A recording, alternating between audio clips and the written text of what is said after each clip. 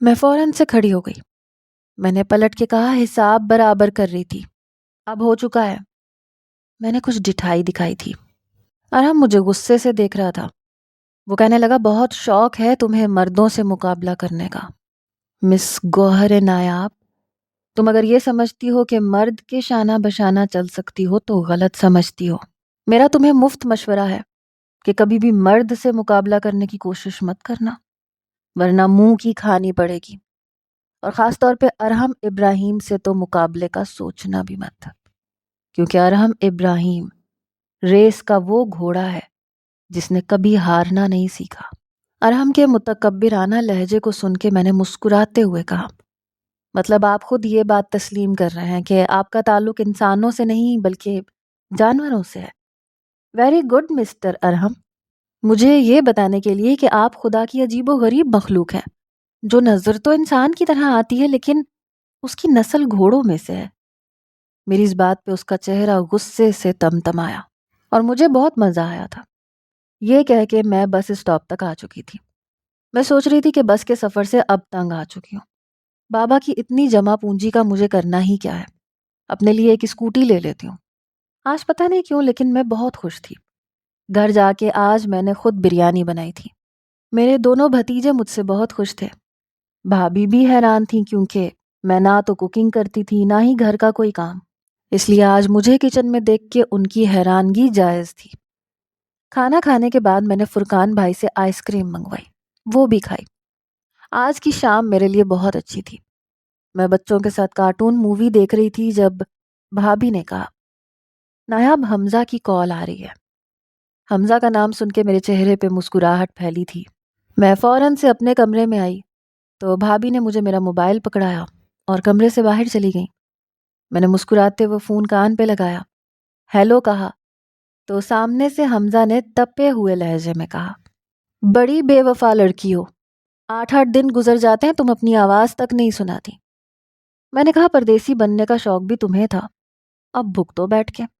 مجھے اداس کر کے گئے تھے، دیکھ لینا روز اپنے باس سے جوتے کھاؤ گے۔ میری بات پہ وہ ہنسنے لگا، کہنے لگا، ابھی تک اسی بات کو خود پہ سوار کر کے بیٹھی ہو۔ کم آن یار، اب بھول بھی جاؤ، بہت جلد واپس آنے والا ہوں۔ میں نے کہا، کوئی ضرورت نہیں، وہیں رہو، بہت شوق تھا تمہیں ترکی میں جاب کرنے کا۔ میں نے ناراضگی دکھاتے ہوئے کہا تھا۔ وہ کہنے لگا، اچھا چھوڑو یہ بات، یہ بتاؤ اس بار تمہیں کیا بھیجوں؟ میں نے کہا، مجھے کسی چیز کی ضرورت نہیں ہے حمزہ، کوئی بھی چیز تمہاری کمی کو پورا نہیں کر سکتی۔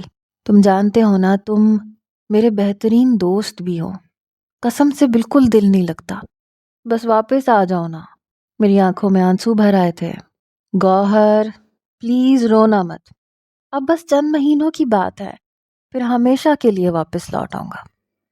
میں نے کہا، پتہ نہیں تم کب آؤ گے، یہاں فرقان بھائی کو میری شادی کی پڑی ہوئی ہے، وہ تمہارا انتظار بھی نہیں کریں گے، میرے ہاتھ پیلے کر کے مجھے گھر سے نکالنے کی کریں گے۔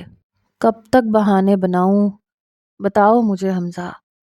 وہ کہنے لگا، اچھا نا رو تو مت، آ جاؤں گا بہت جلد، تمہاری ساری شکایتیں دور کر دوں گا۔ اوکے، اب فون بند کرو، پھر بات کروں گا، کسی چیز کی ضرورت ہو تو بتا دینا۔ یہ کہہ کے اس نے فون بند کر دیا تھا، لیکن میں ضرور اداس ہو گئی تھی۔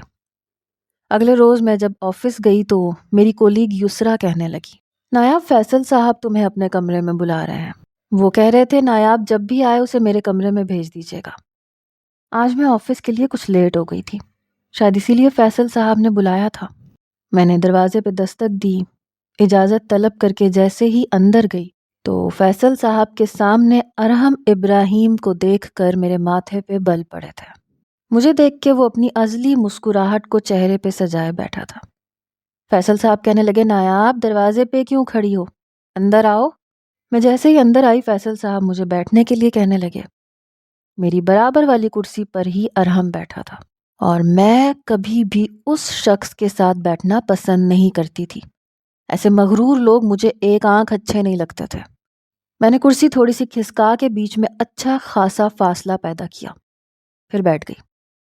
فیصل صاحب کہنے لگے، ایکچولی ارحم صاحب کمپیوٹر ڈیزائننگ دیکھنا چاہتے ہیں جو تم ان کی برانڈز کی شرٹ پہ بنواؤ گی۔ میں نے کہا، ٹھیک ہے، یہ میرے کیبن میں آ سکتے ہیں۔ یہ کہہ کے میں کھڑی ہو گئی۔ ارحم کہنے لگا میں مس نایاب کو لینے آیا ہوں. اس چھوٹے سے کیبن میں جہاں صرف ایک کرسی ہے میں کیوں بیٹھنے لگا؟ میں نے کہا میں آپ کے لیے کام نہیں کرتی، فیصل صاحب کے لیے کام کرتی ہوں، اس لیے میں اپنے کیبن میں ہی ڈیزائننگ بناؤں گی. اگر آپ کو میری خوبیوں پہ شک ہے تو آپ کو میرے ساتھ اسی کیبن میں چھوٹی سی کرسی پہ بیٹھنا پڑے گا. ارحم نے گہری سانس لی، سامنے فیصل کو دیکھنے لگا. وہ کہنے لگا فیصل صاحب میں تو آپ سے کافی لمبے عرصے کی ڈیلنگ کرنا چاہ رہا تھا، لیکن شاید آپ ایسا نہیں چاہتے. فیصل صاحب کہنے لگے میں ایسا کیوں نہیں چاہوں گا، میں ایسا ہی چاہتا ہوں. ارحم کہنے لگا اگر آپ چاہتے ہیں تو پھر اپنے ماتحت کام کرنے والوں کو اچھی طرح سے سمجھائیں کہ مجھے کام اپنی مرضی کا چاہیے اور وہ بھی اپنے طریقے سے. مس نایاب کو میرے آفس میں جانا پڑے گا اور میرے ہی لیپ ٹاپ پہ ڈیزائننگ کرنی پڑے گی. پھر مجھ سے پوچھنا پڑے گا کہ مجھے کون سا ڈیزائن پسند ہے. اس گھمنڈی شخص کی بات سن کے میرا جی تو چاہا کہ فیصل کی نوکری چھوڑ دوں، لیکن اس کے چہرے پہ پھیلی مظلومیت دیکھ کے مجھے چپ رہنا پڑا. وہ کہنے لگا نایاب پلیز تم ارحم کے ساتھ چلی جاؤ، بس چند گھنٹوں کا کام ہے. فیصل کی آنکھوں میں التجا تھی اور لہجے میں بھی. میں نے کہا ٹھیک ہے. ارحم کے چہرے پہ ایک جاندار مسکراہٹ پھیلی تھی. پھر وہ اپنی کرسی سے کھڑا ہو گیا. مجبوراً مجھے بھی کھڑا ہونا پڑا. اس کی تقلید میں آفس سے باہر آئی. سامنے اس کی وہی گاڑی کھڑی تھی. اس نے ڈرائیونگ سیٹ سنبھالتے ہی فرنٹ ڈور کھولا، لیکن میں نے پچھلی نشست کا دروازہ کھول کے میں وہاں بیٹھ گئی. جیسے ہی میں نے دروازہ بند کیا وہ کہنے لگا مس گوہر نایاب میں آپ کا ڈرائیور نہیں ہوں، اس لیے آپ آگے آ کے بیٹھیں. میں نے کہا میرے شوہر بھی نہیں ہیں جو میں آپ کے برابر میں آ کے بیٹھوں. میں یہاں خود کو زیادہ بہتر سمجھ رہی ہوں. وہ مسکرا کے کہنے لگا آپ کو تو مردوں کے شانہ بشانہ چلنے کا بڑا شوق ہے، تو پھر میرے پیچھے بیٹھنا آپ کے لیے بہتر نہیں ہے. میرے برابر میں آ کے بیٹھیں فرنٹ سیٹ پہ. بڑا طنزیہ لہجہ تھا. میں نے کہا میرا وقت ضائع مت کریں اور گاڑی چلائیں. وہ کہنے لگا آگے آ کے بیٹھو. ارحم ابراہیم کو انکار سننے کی عادت نہیں ہے. تم اپنی حرکتوں سے میری ضد کو بڑھا رہی ہو اور کچھ نہیں کر رہی. اس نے سارے لحاظ ہی ایک طرف رکھ دیے تھے. میں نے پچھلی نشست کا دروازہ کھولا اور زور سے بند کیا. میں نے کہا میں پہلے بھی آپ کو بہت دفعہ سمجھا چکی ہوں کہ میں آپ کے آفس میں کام نہیں کرتی. فیصل صاحب کی اگر مجبوری نہ ہوتی تو میں کبھی بھی آپ کے ساتھ گاڑی میں نہ بیٹھتی، لیکن آپ شاید سامنے والے کو زر خرید سمجھتے ہیں. تو میں آپ کو ایک بات اچھے سے کلیئر کر دینا چاہتی ہوں، نایاب بکاؤ مال نہیں ہے. میں نے بڑے غصے سے اسے جواب دیا تھا. وہ بھی بڑے غصے سے مجھے دیکھ رہا تھا. کہنے لگا آگے آ کے بیٹھو، میرا وقت تم سے زیادہ قیمتی ہے. فضول کی بکواس سننے کا میرے پاس وقت نہیں ہے. اب تم جیسی لڑکیاں مردوں کو کن باتوں سے اپنا گرویدہ بناتی ہیں میں اچھے طریقے سے جانتا ہوں. خودداری کا جو نقاب پہن کے تم جیسی مڈل کلاس لڑکیاں ہم جیسے امیر زادوں کو متاثر کرنا چاہتی ہیں، یہ پرانے ہتھ کنڈے ہیں میڈم، اور ارحم ایسے جھانسوں میں نہیں آتا. اس کی اس بات نے تو میرے تن بدن میں آگ سی لگائی تھی. میں نے کہا قصور تمہارا نہیں ہے، قصور تمہاری گھٹیا سوچ کا ہے. اصل میں جب انسان کے پاس پیسہ ضرورت سے زیادہ آ جائے تو آنکھوں پہ غرور کی پٹی بڑی گہری بندھ جاتی ہے. آج تک تم نے شاید عورتوں کی سودے بازی کی ہے، اس لیے سمجھتے ہو کہ عورت صرف بکاؤ چیز ہے. لیکن شاید تمہارا پالا کبھی کسی خاندانی عورت سے نہیں ہوا، اسی لیے تمہاری اس قسم کی بکواس سن کے میں تمہاری تربیت کا اندازہ اچھے سے لگا سکتی ہوں. یہ کہہ کے میں واپس پلٹنے لگی جب اس نے گاڑی کا دروازہ کھولا اور میری کلائی پکڑ لی. وہ کہنے لگا کیا کہا تم نے؟ تم ہوتی کون ہو مجھ پہ، میرے کردار پہ، میری تربیت پہ انگلی اٹھانے والی؟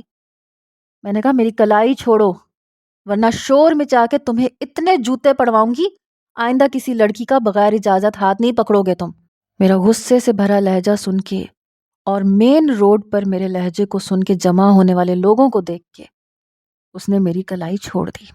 وہ کہنے لگا جس عزت کی جھوٹی چادر تم نے اوڑھ رکھی ہے نا مس گوہر نایاب، ارحم ابراہیم کا وعدہ ہے میرے سامنے اپنے ہاتھوں سے اتارو گی.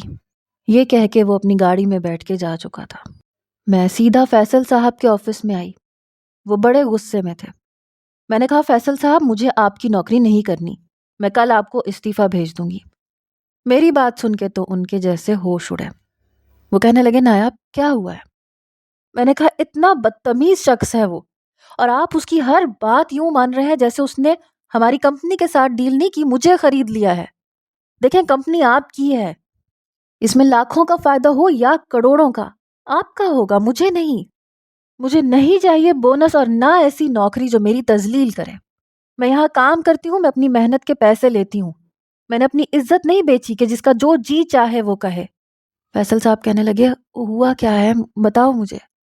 میں نے کہا میں ارحم ابراہیم کے ساتھ کوئی بھی کام نہیں کروں گی، اس کے علاوہ آپ مجھے جو کہیں گے میں کر دوں گی، لیکن پلیز اس شخص کے نخرے آپ کسی اور سے اٹھوائیے۔ یہ کہہ کے میں گھر واپس آ گئی۔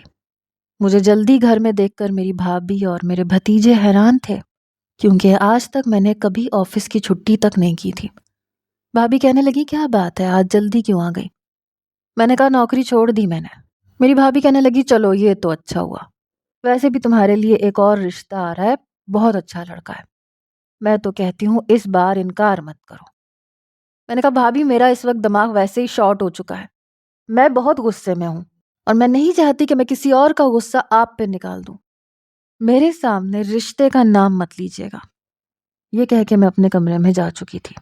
کچھ ہی دیر کے بعد فیصل صاحب کی کالز پہ کالز آنے لگی، لیکن میں نے فون اٹینڈ نہیں کیا۔ شام کو جب فرقان بھائی گھر آئے، کچھ ہی دیر کے بعد فیصل صاحب بھی آ گئے۔ فرقان بھائی سے منت سماجت کر رہے تھے کہ نایاب کو سمجھاؤ، میری کمپنی کو اس سے بڑا چانس اور نہیں مل سکتا، تھوڑا سا اپنے غصے پہ کنٹرول کرے۔ میں اس وقت بہت کرائسس میں ہوں، میں نقصان افورڈ نہیں کر سکتا۔ اگر میری کمپنی کا کچھ فائدہ حاصل ہونے والا ہے تو یہ ہے کہ پارٹی کے ساتھ لڑنے جھگڑنے میں مصروف رہتی ہے، اپنا کام نکلوانے کے لیے کتے کو بھی باپ بنانا پڑتا ہے۔ بس 1-2 سال کے لیے اسے کہیں کہ ایسا کر لے۔ لیکن میں صاف انکار کر چکی تھی۔ میں نے کہا مجھے اس بدتمیز انسان کے ساتھ کام کرنا ہی نہیں ہے، میں آپ کو پہلے بتا چکی ہوں۔ فرقان بھائی کہنے لگے تم اتنی ہائپر مت ہوا کرو، میں بھی جاب کرتا ہوں، اور جہاں جاب کی جاتی ہے وہاں نخرے نہیں دکھائے جاتے۔ میں نے کہا بھائی آپ کو اصل بات کا پتہ نہیں ہے، اگر اصل بات آپ کو پتہ چل جائے تو آپ کبھی بھی مجھے یہاں نوکری کرنے نہیں دیں گے۔ آپ کو نہیں پتا وہ کتنا بدتمیز انسان ہے، اس کی نظر میں عورت کی کوئی عزت ہی نہیں ہے۔ میں اس شخص کی شکل دیکھنا پسند نہیں کرتی، کام کرنا تو بہت دور کی بات ہے۔ اگر انہیں کام کروانا ہے تو میں اپنے طریقے سے کروں گی جیسے ابھی تک کرتی آ رہی ہوں، اس گھمنڈی شخص کی مرضی سے میں کچھ نہیں کروں گی۔ فیصل صاحب میری بات ہو چکی ہے، آپ ایسے ہی کام کریں گے جیسے کرنا چاہتے ہیں تو ٹھیک ہے، میں اس کمینے کے آفس میں نہیں جاؤں گی۔ فیصل صاحب کہنے لگے مجھے منظور ہے، میں آپ کو مجبور نہیں کروں گا، آپ پلیز کل سے آفس آئیں۔ میں نے کہا ٹھیک ہے میں آ جاؤں گی۔ فیصل صاحب کے جانے کے بعد فرقان بھائی نے مجھ سے بہت پوچھا کہ اصل بات کیا ہے، لیکن میں نے نہیں بتایا، اور پتہ نہیں کیوں نہیں بتایا، حالانکہ مجھے بتا دینا چاہیے تھا، اور یہی میری بہت بڑی غلطی تھی۔ بہرحال اس کے بعد ارحم سے میری کوئی ملاقات نہیں ہوئی، لیکن کام میں نے پوری ایمانداری سے کیا تھا۔ فیصل صاحب کو میرا کام پسند بھی بہت آیا تھا۔ 3 مہینے میں اپنا آرڈر کمپلیٹ کروا چکی تھی۔ اس کے بعد نیکسٹ ڈیل تھی جو کہ میں کرنا نہیں چاہتی تھی۔ فیصل صاحب کہنے لگے کہ بس صرف ایک میٹنگ میں تمہیں بیٹھنا پڑے گا۔ میں نے کہا مجھے جانا ہی نہیں ہے، مجھے اس شخص کی شکل تک نہیں دیکھنی۔ فیصل صاحب کہنے لگے بس آخری بار، اس بار وہ ڈیل 3 سال کے ایک ساتھ کرے گا، پلیز نایاب۔ بہرحال میٹنگ پھر ایک ہوٹل میں تھی، لیکن میں نے اس شخص کی شکل کی طرف نہیں دیکھا تھا، حالانکہ اس کی چبھتی نظریں مجھے اپنے چہرے پہ، اپنے وجود پہ گردش کرتی ہوئی محسوس ہو رہی تھیں، لیکن میں چپ چاپ بیٹھی رہی۔ ارحم کہنے لگا نو ڈاؤٹ فیصل صاحب، آپ نے کام تو میری توقع کے مطابق کیا ہے، اور مجھے اس بات میں کوئی گمان نہیں ہے کہ میں آپ کے ساتھ کام نہ کروں، لیکن جب میں کسی کے ساتھ بڑی ڈیل کرتا ہوں تو پھر سامنے والی کمپنی کے آنر کو ہمیں خوش کرنا پڑتا ہے۔ آپ سمجھتے ہیں میں کیا کہنا چاہتا ہوں؟ اس کی بات کا مطلب میں سمجھ گئی تھی۔ وہ گھٹیا انسان ایسی ہی امید رکھ سکتا تھا اور ایسی ہی ڈیمانڈ کر سکتا تھا۔ اپنے پیسے پہ اسے بڑا غرور اور گھمنڈ تھا۔ فیصل صاحب بھی کچھ گھبرائے تھے۔ وہ کہنے لگے میں سمجھا نہیں آپ کی بات۔ شاید فیصل صاحب نہایت شریف انسان تھے، اس لیے وہ واقعی اس کی بات کو سمجھ نہیں پائے تھے۔ ارحم کہنے لگا کہ اگر آپ چاہتے ہیں کہ ہم اگلے 3 سال کی ڈیل آپ کے ساتھ کریں تو پھر، یہ کہنے کے بعد اس نے جیب میں سے ایک چیک بک نکالی، سائن کیا اور بلینک چیک فیصل صاحب کے سامنے رکھ دیا۔ وہ کہنے لگا اس پہ رقم آپ خود درج کر دیں، میں آپ کو اتنا نفع دوں گا جتنا آپ چاہتے ہیں۔ فیصل صاحب کا تو منہ کھلے کا کھلا رہ گیا۔ کہنے لگا میں آپ کو ایڈوانس پیمنٹ دینے کے لیے تیار ہوں، لیکن مجھے مس نایاب چند راتوں کے لیے اپنے بستر پہ چاہیے۔ یہ سن کے میرے تو تن بدن میں آگ لگ گئی۔ فیصل صاحب بھی حیرت سے پھٹی ہوئی آنکھوں سے اسے دیکھ رہے تھے۔ میں نے سامنے میز پہ رکھا کانٹریکٹ پیپر اور اس کا چیک پھاڑ کے اس کے منہ پہ پھینکا۔ میں نے کہا تمہاری ہمت کیسے ہوئی میرا نام لینے کی؟ اپنی طرح کا گھٹیا انسان سمجھ رکھا ہے تم نے سب کو۔ وہ کہنے لگا کول ڈاؤن، اتنا زیادہ ہائپر ہونے کی ضرورت نہیں ہے، میں تمہاری قیمت اور بھی بڑھا سکتا ہوں۔ میرے غصے کا یہ عالم تھا کہ میں نے اس کا گریبان پکڑ کے پوری طرح سے جھنجھوڑ کے رکھ دیا۔ اس کی شرٹ کے اوپر کے 2 بٹن تو ٹوٹ چکے تھے۔ اس ریسٹورنٹ میں بیٹھے بہت سے لوگ ہم دونوں کو دیکھ رہے تھے۔ میرا گریبان چھوڑو ورنہ تمہیں کسی کو منہ دکھانے کے قابل نہیں چھوڑوں گا۔ میں نے کہا اپنی زبان سنبھال کے بات کرو۔ فیصل صاحب میرا ہاتھ چھڑوانے لگے۔ وہ کہنے لگے نایاب چلو یہاں سے، ہمیں یہ ڈیل نہیں کرنی، چلو یہاں سے۔ میں نے کہا بات ڈیل کی نہیں ہے، اس کی ہمت کیسے ہوئی میرے بارے میں اس طرح کی بات کرنے کی؟ وہاں بہت سے ویٹر اکٹھے ہو چکے تھے، ریسٹورنٹ کا مینیجر بھی آ چکا تھا۔ ارحم کے پاس آ کے کہنے لگا سر ایوری تھنگ از اوکے؟ وہ کہنے لگا ہاں ہاں سب ٹھیک ہے، زیادہ ہی بھاؤ لگا رہی ہے اپنا، ایسی لڑکیوں کو میں اچھے طریقے سے جانتا ہوں۔ میں نے کہا جانتے ہی تو نہیں ہو، تم اپنی زبان قابو میں رکھو ورنہ میں تمہارا قتل کر دوں گی، تمہارا گلا دبا دوں گی میں۔ فیصل صاحب میرا بازو پکڑ کے مجھے باہر لے گئے۔ وہ کہنے لگے مجھے نہیں پتا تھا یہ اتنا نیچ اور گرا ہوا نکلے گا۔ میں نے کہا لیکن مجھے پتا تھا، میں آپ کو بار بار کہہ رہی تھی یہ گھٹیا انسان ہے۔ وہ کہنے لگے باخدا مجھے اندازہ نہیں تھا، چلو یہاں سے۔ وہ مجھے اپنی گاڑی میں بٹھا کے پہلی بار مجھے گھر تک چھوڑنے گئے۔ پورا راستہ وہ میرا غصہ ٹھنڈا کرنے کی کوشش کرتے رہے۔ وہ کہنے لگے میں نہیں کروں گا اس کے ساتھ کوئی بھی کام، لیکن پلیز تم تو اپنے آپ کو کول ڈاؤن رکھو۔ بہرحال فیصل صاحب مجھے گھر تک چھوڑ کر گئے تھے۔ کہنے لگے پلیز جاب مت چھوڑنا۔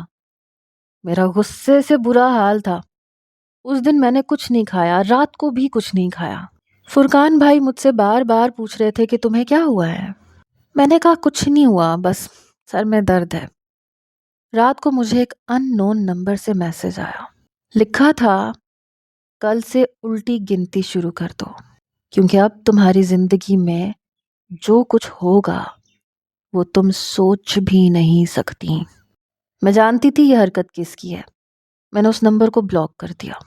کچھ دن بعد ہماری ایک اور جگہ میٹنگ تھی اور میں بڑی تیاری کے ساتھ گئی تھی۔ وہ پارٹی بیرون ملک سے آئی تھی، لیکن اسے ہمارا کام پسند آیا تھا۔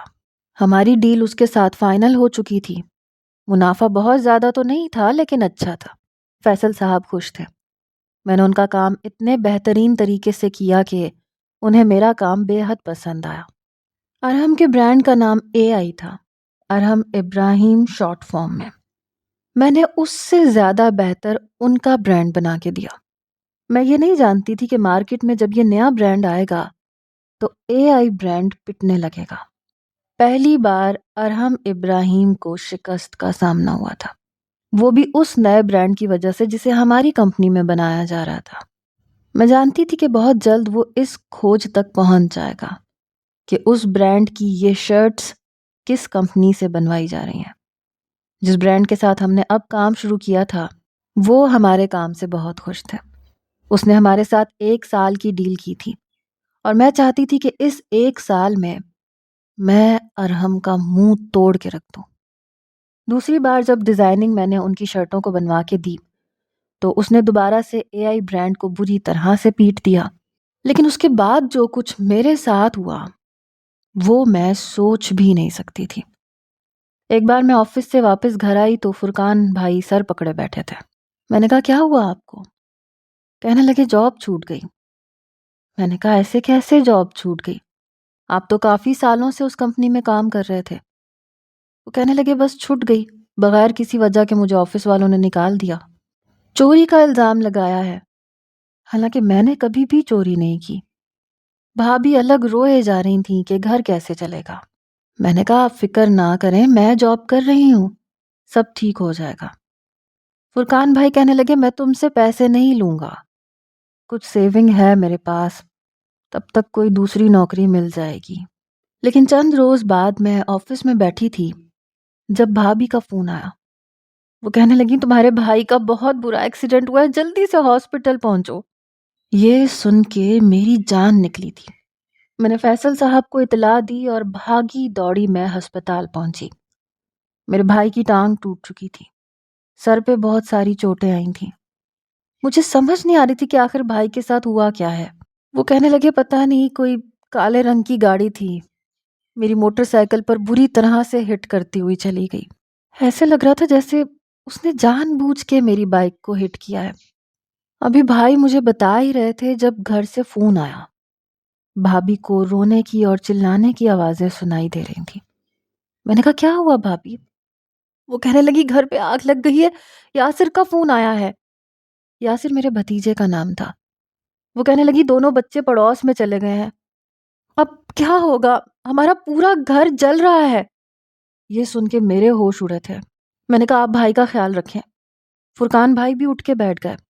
وہ کہنے لگے یہ کون سی آفتیں ہیں جو ہم پہ ٹوٹ رہی ہیں. میں نے کہا آپ پریشان نہ ہو، میں جاتی ہوں. جب میں گھر گئی تو گھر کی ہر چیز جل چکی تھی. فائر بریگیڈ والے آگ بجھا چکے تھے لیکن اندر رکھا سارا سامان جل چکا تھا، خاک ہو چکا تھا. میں جب پڑوس میں گئی تو میرے دونوں بھتیجے روئے جا رہے تھے. میں نے کہا آگ کیسے لگ گئی؟ وہ کہنے لگے ہمیں نہیں پتا، کچھ لڑکے زبردستی ہمارے گھر میں آئے تھے، انہوں نے مٹی کا تیل پھینکا اور پٹرول پھینکا اور پھر گھر میں آگ لگا کے چلے گئے. ہم دونوں ڈرے ہوئے تھے، ہم بھاگ کے پڑوس میں آ گئے تھے. یعنی کہ آگ حادثاتی طور پہ نہیں لگی تھی، کسی نے لگائی تھی. کون لوگ ہو سکتے تھے؟ کس کو اتنی تکلیف تھی مجھ سے یا میرے گھر والوں سے؟ بھائی کا ایکسیڈنٹ بھی کسی نے جان بوجھ کے کیا تھا. میں بھی یہ سب کچھ سوچ ہی رہی تھی جب میرے فون پر بیل بجی. ایک ان نون نمبر تھا. میں نے فون اٹھایا تو مجھے ہنسنے کی آواز سنائی دی. میں نے کہا کون ہو تم؟ کہنے لگا اتنی جلدی بھول گئی، ابھی تو ابتدا ہے، دیکھو میں تمہارے ساتھ کرتا کیا ہوں. میں تمہیں سڑک پہ لے آؤں گا، بھیک مانگنے پہ مجبور کر دوں گا. میں ارحم کی آواز سن کے سمجھ گئی تھی یہ سب کچھ اسی کا کیا دھرا ہے. میں نے کہا میں تمہیں چھوڑوں گی نہیں. وہ کہنے لگا اس کے لیے تمہیں میرے آفس آنا پڑے گا، مجھ سے معافی مانگنی پڑے گی، ورنہ میں تمہارا وہ حال کر دوں گا کہ تم روتی ہوئی دیکھی نہیں جاؤ گی. میں نے کہا میں تم سے ڈرتی نہیں ہوں. وہ کہنے لگا میں جانتا ہوں، اگر تم ابھی کے ابھی میرے آفس میں نہیں آئی تو تمہیں آدھے گھنٹے بعد ایک اور کال آئے گی، اور جو خبر تمہیں سننے کو ملے گی وہ تم برداشت نہیں کر پاؤ گی، کیونکہ تمہارا بھائی. یہ کہہ کے اس نے فون بند کر دیا. میری جان نکلی تھی کہ کہیں وہ میرے بھائی کو کوئی نقصان نہ پہنچا دے. اگر میں بھاگی دوڑی ہاسپٹل بھی جاتی تو یقیناً انہیں وہاں سے نکال نہیں سکتی تھی، کیونکہ ان کی ٹانگ پہ پلستر بندھا تھا، وہ ان کے ساتھ کچھ بھی کر سکتا تھا. اس لیے میں سیدھا ارحم کے آفس پہنچی. غصے کے مارے میں نے یہ دیکھا ہی نہیں کہ پورا آفس خالی تھا. میں سیدھا اس کے کمرے میں گئی جہاں ارحم موجود نہیں تھا، بلکہ ایک اور نوجوان تھا جس کے ہاتھ میں پسٹل پکڑی ہوئی تھی. جیسے ہی میں آفس کے کمرے کے اندر داخل ہوئی مجھے لگا جیسے کمرے کا دروازہ کسی نے بند کیا ہو اور باہر سے لاک کر دیا. یہ دیکھ کے میری جان نکلی تھی۔ میں نے دروازہ کھولنے کی کوشش کی لیکن دروازہ بند ہو چکا تھا۔ وہ نوجوان مجھے ہی دیکھ رہا تھا۔ میں نے کہا یہ دروازہ کس نے بند کیا ہے؟ وہ کہنے لگا یہ دروازہ تب کھلے گا جب تم کسی کو منہ دکھانے کے قابل نہیں رہو گی۔ یہ سن کے میری جان لبوں پہ آئی تھی۔ میں نے کہا کون ہو تم؟ وہ کہنے لگا یہ جاننا ضروری نہیں ہے، میں جو کوئی بھی ہوں، میں تمہیں یہاں پہ برباد کرنے کے لیے آیا ہوں اور تمہیں برباد کیے بنا نہیں جاؤں گا، اور اگر تم نے ذرا سا بھی نخرہ دکھایا تو یہ پسٹل دیکھ رہی ہو، میں تمہیں جان سے مارنے میں 1 منٹ بھی نہیں لگاؤں گا۔ یہ کہتے ہوئے وہ میرے قریب آ گیا۔ میں بار بار دروازہ کھٹکھٹا رہی تھی، دروازہ کھولنے کی کوشش کر رہی تھی، لیکن وہ شخص میرے قریب آ گیا، میرے ساتھ زبردستی کرنے لگا۔ میں نے اسے پیچھے دھکا دیا، ٹیبل پہ رکھی چیزیں اس پہ پھینکنے لگی، لیکن وہ تیز تیز قدم بڑھاتا ہوا میرے قریب آیا۔ اس نے اپنا پسٹل ٹیبل کے کنارے پہ رکھا اور میرا دوپٹہ اتار کے ایک طرف پھینکا، اور پھر میرا لباس پھاڑنے لگا، پھر میرے جسم کو نوچنے لگا۔ وہ میرے بے حد قریب آ چکا تھا، زبردستی اس نے مجھے جکڑ رکھا تھا۔ میں نے دونوں ہاتھ اس کے سینے پہ رکھ کے اسے پیچھے دھکا دیا، ٹیبل کے کنارے پہ رکھے پسٹل کو میں نے اس کی طرف کر دیا۔ میں نے کہا آگے مت آنا، میں تمہیں گولی مار دوں گی۔